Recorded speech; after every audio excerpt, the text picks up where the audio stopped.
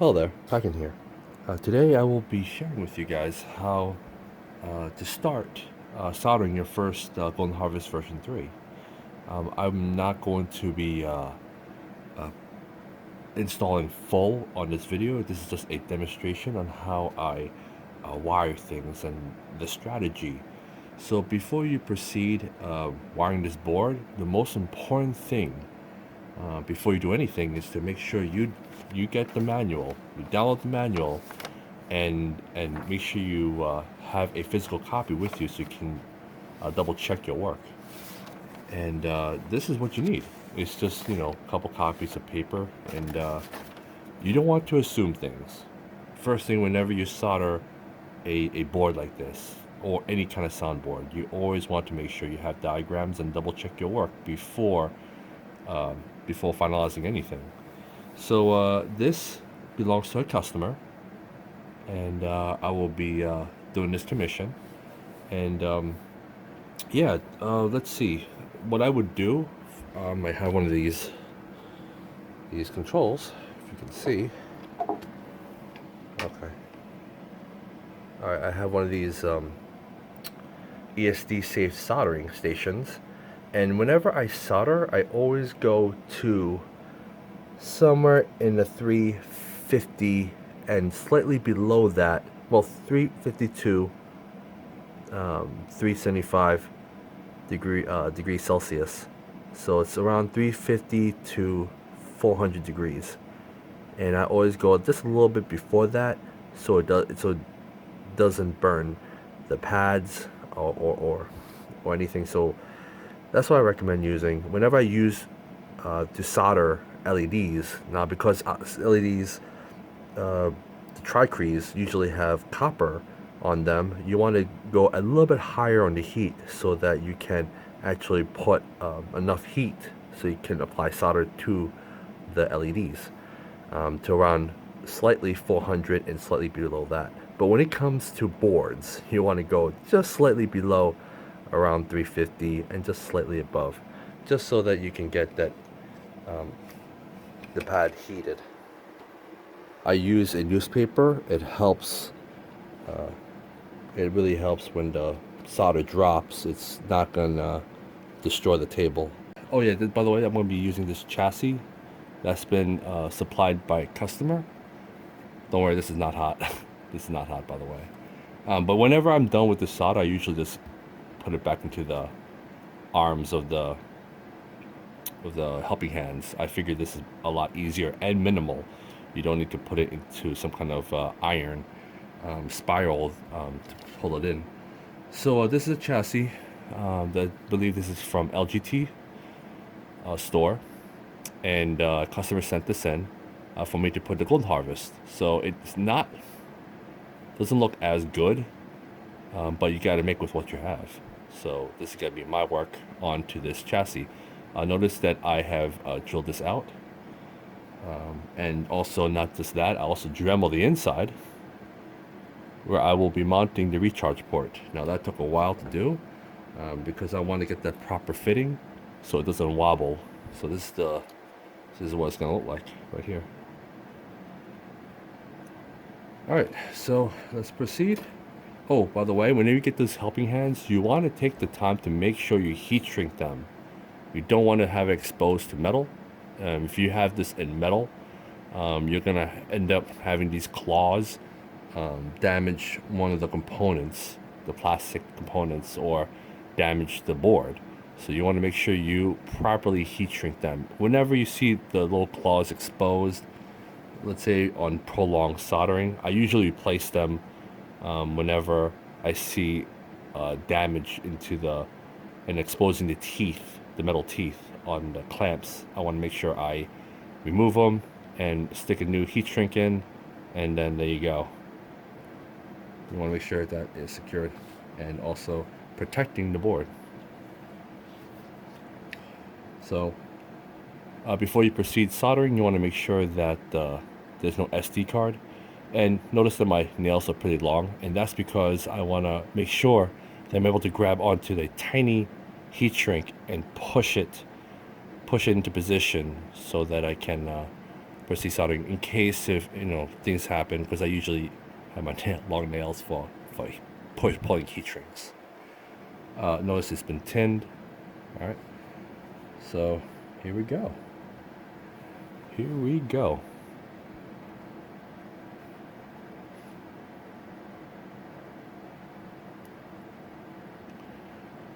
Right.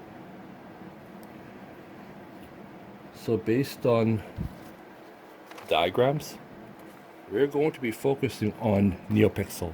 Alright, so LED 1, LED 2, and LED 3, it has to be bridged. Now, what kind of wire you want to put into this? I use a 22 gauge wire. And there are 3 different types. There is the silicone base, which is this is a 22 gauge. You have the Teflon, and you also have PTFE. PTFE is a more flexible than a Teflon. Teflon is a really tough material. If you were to bend it, it's not gonna be springy. So you want to make sure that the Teflon you use, if you want to pull the chassis from the lightsaber, you want to make sure it's springy. And this may help, but it's also stiff. So the Teflon is more stiffer than the PTFE wire, which is a plastic type of layer that's protecting the wires of the insulation. Silicone is absolutely very flexible. It is recommended for any kind of chassis you want to like pull the chassis out to access the SD card of for example, one of these. So if you want to pull that out, you want to make sure this stuff is springy. Now, because I'm using 22 gauge wire, I only run one wire.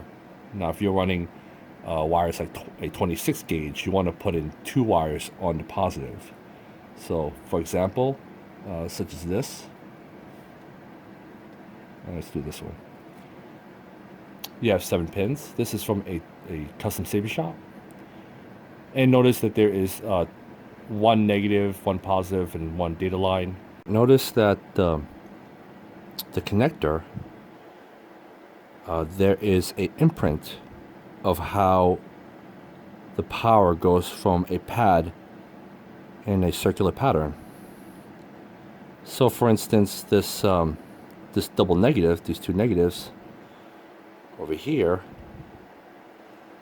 so closer, we notice that it goes on the inner side. Let me see, there you go, to the inner side of the pins.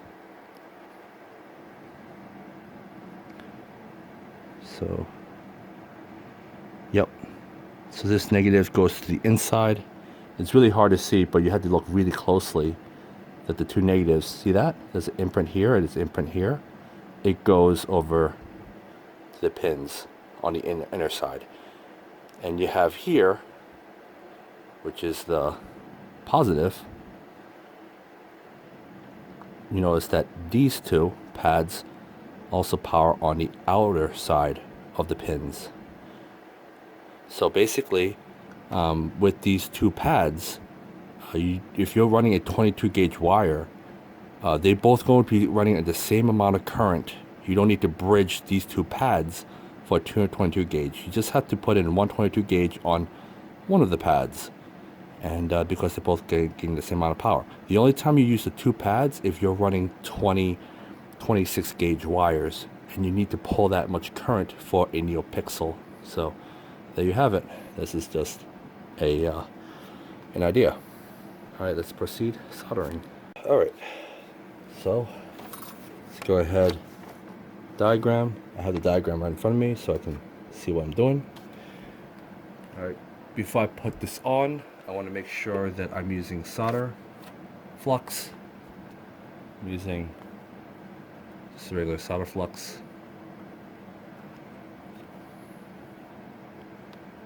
All right, go ahead and use a scalpel or anything that can apply this on the pads. I want to focus on soldering these two pads. One, that's the LED 1, LED 2, LED 3. This is the auxiliary, positive, negative. And you have main. So don't be afraid to apply a little bit more if your solder becomes very clumped. So you want it to, you can apply more solder, more flux into it so that you can clean it at the very end. So this stuff is good. And this is a speaker here. And this is the battery minus. Alright. That's all there is to it. Just preparation work. I'm using Kester. This has 2% silver, and it makes my work very shiny. Okay, now I want to make sure I hold my iron. It's going to get hot because I'm going to turn on the solder station.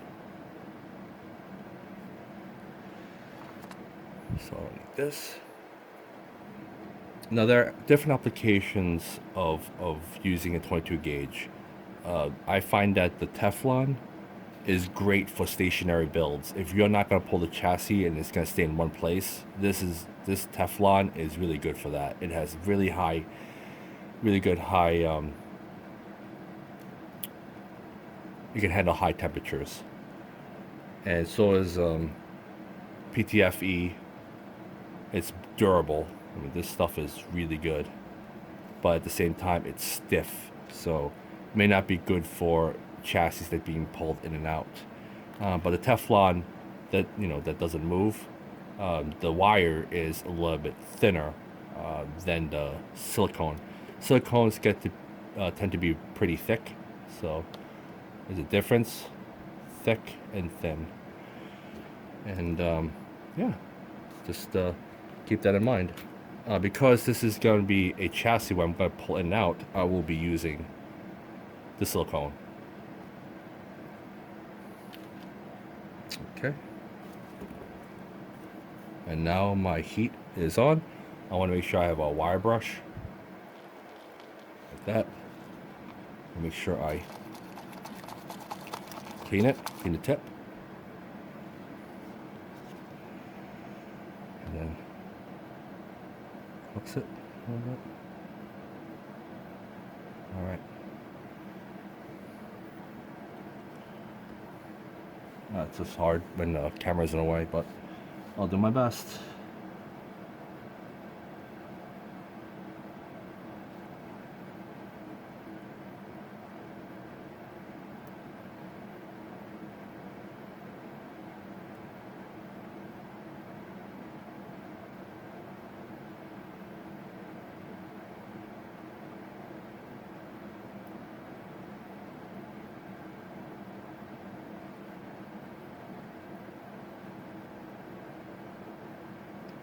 So you heat the pad, pull and release. Like that. So you're working this nice and shiny.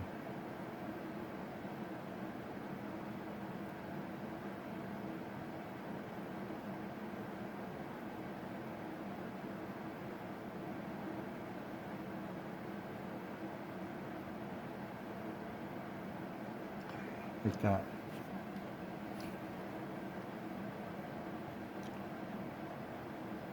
This is not going to have doesn't have any accents, LEDs to worry about, so this is going to be a basic install.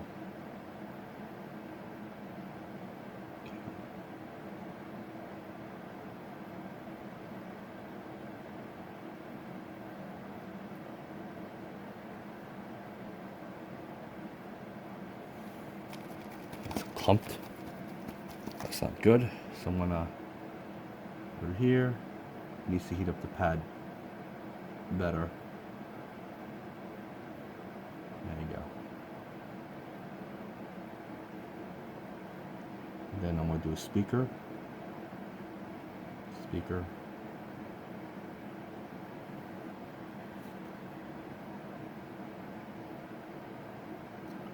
and data line. Just like that.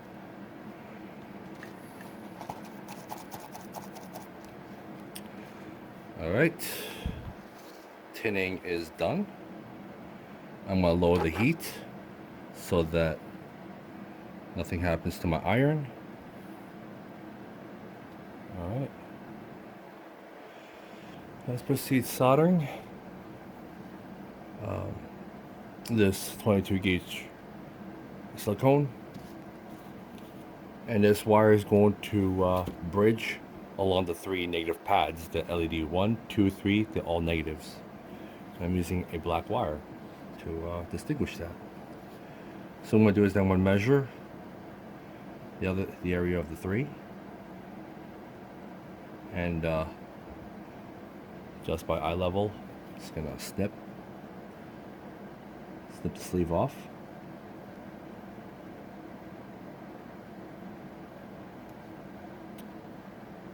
Okay, no strands. And take your time with your wiring if you want to snip, and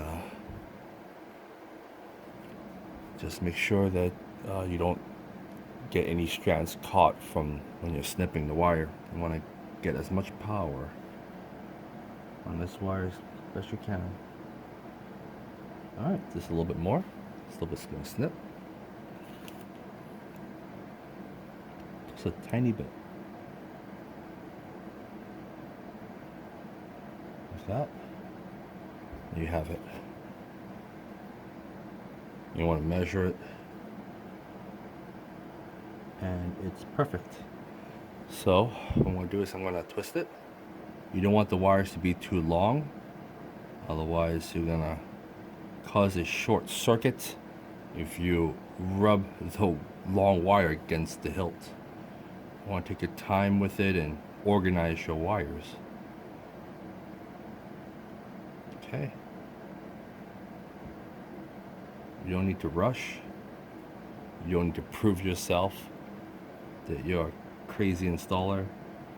Just take your time with it and you'll have great results. And there you have it. This one is nice and tightly stranded. Just want to twist it. Just one more. There you go. So,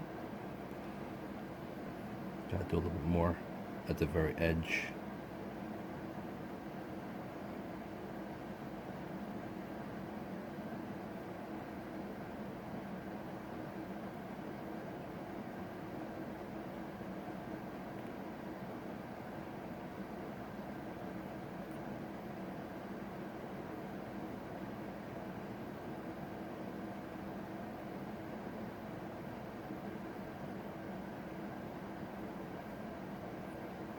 There you go. Much better. So, what I'm going to do is I'm going to take the solder flux. I'm going to dip it in.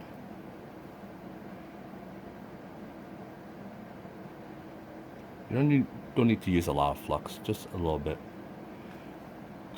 Not a lot. And turn on the solder station. I'm going to hold the iron. I'm going to take my helping hands, grab onto my negative wire, and I'm going to tin it.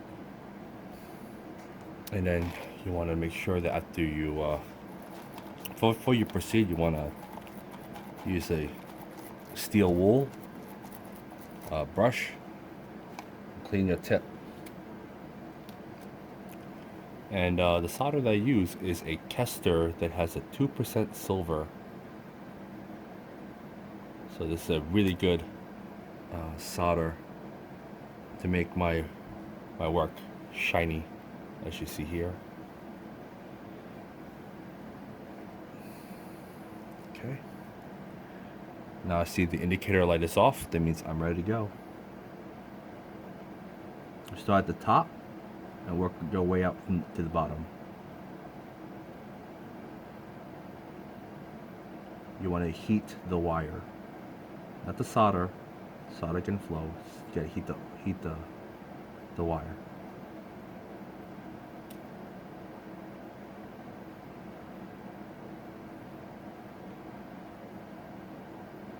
The wire. I'm gonna heat up the solder just a little bit to tin it. I'm gonna tin it all the way to the bottom. I'm gonna drag the solder all the way to the bottom. I want this completely submerged because when I bridge it, it's gonna make it a whole lot easier.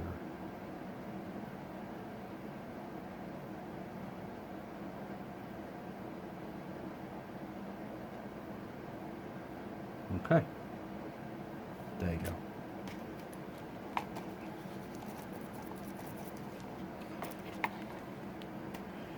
All right, I'm gonna go and set the wire in.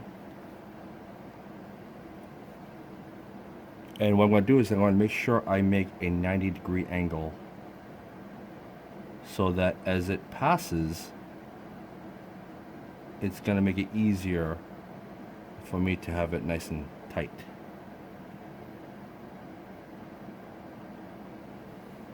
Okay. There. And what I'm going to do is I'm going to flip this over. Because I'm a lefty, it makes it harder for me to show it on camera, so I'm going to do it upside down so I can solder like this.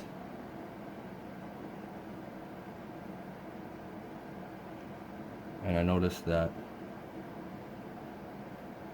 okay, so I'm going to cut a little bit more. I'm going to try to bend it a little bit better.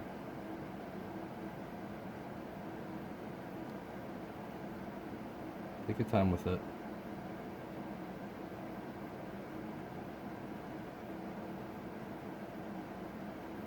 If you notice it's too long, snip it. Yeah. Okay. Alright, so notice that I have a big solder on here, so I'm gonna double check.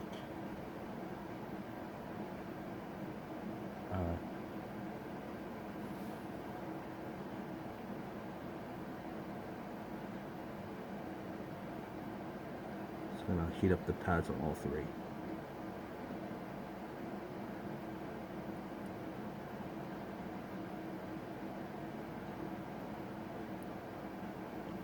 Okay, you can always use the solder that I took out and use that solder onto a pad that needs it.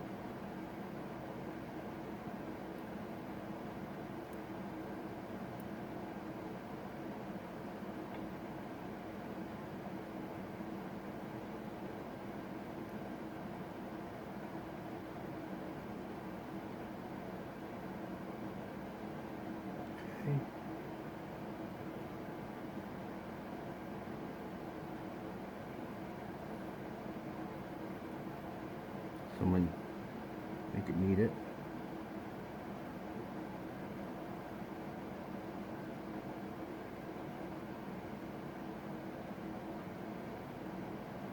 Beautiful looking solder. Nice and smooth. Alright, you don't want to put too much heat onto the pad. Just enough so that you have your solder fully submerged and bridged, like so. And then you can use this wire and then create a C, how you loop it, and then you want it to make sure that you twist the wires as you put your positive and your data line together, and you want to put it into this neopixel pogos. And that's how I wire it. You want to make sure you bridge it like that. That's how clean the solder is. So the board is a little bit hot. Oh, actually, it's very warm, and you don't want to keep soldering and your damaged component. So take a little rest. Make sure you use an alcohol pads to wipe the excess solder. So I want to turn off the heat, and I'm going to take a little break. I'm going to show you guys that you want to make sure you clean your work. So what I'm going to do is I'm going to clean it up with alcohol wipes, which I use for monitors and computer things. And this is a microfiber cloth, by the way. I'm cleaning up the excess flux that is left behind after you solder.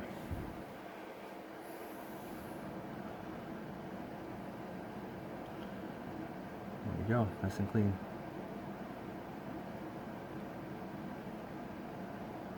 And inspect your work.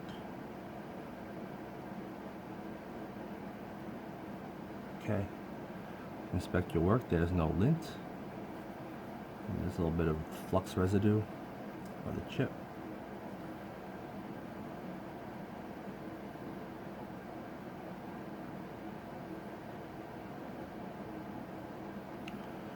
All right. So you got the hard part out of the way. Now you're gonna have to wire the auxiliary based on the diagram. This is the auxiliary switch. So I'll be wiring an auxiliary, which is going to be red, and main switch is going to be red wire, and that's going to be a 28 gauge. I can use a 28 gauge wires, which are very small, PTFE, and this is going to be a ground in the middle. So all the negatives and the ground, I could put two grounds, one for the auxiliary, so you have a positive negative and a positive negative. So you have a main, auxiliary, ground. So two grounds. One ground goes to auxiliary, one ground goes to positive.